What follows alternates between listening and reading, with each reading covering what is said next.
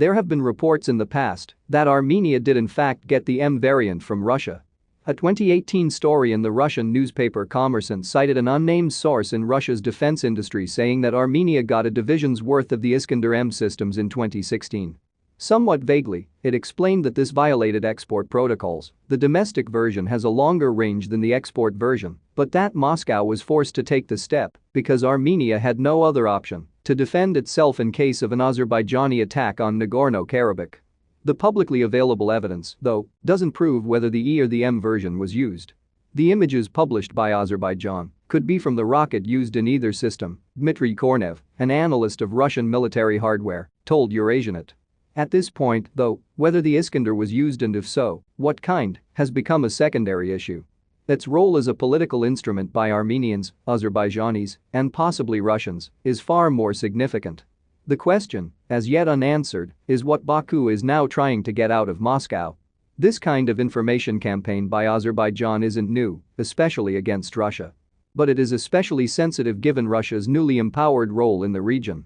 It doesn't appear that there is any one specific issue, but rather an overall dissatisfaction with Russia's new role as virtually the sole mediator between the two sides, including the crucial peacekeeping mission. The Russia-Azerbaijan dyad is probably the single most important relationship for determining the future contours of the conflict. It was Russia's intervention following Azerbaijan's victory in Shusha that prevented Azerbaijan from quickly completing its conquest of all of Nagorno-Karabakh, and it is the Russian peacekeeping mission that remains the only thing protecting the Armenian civilians remaining in Karabakh today.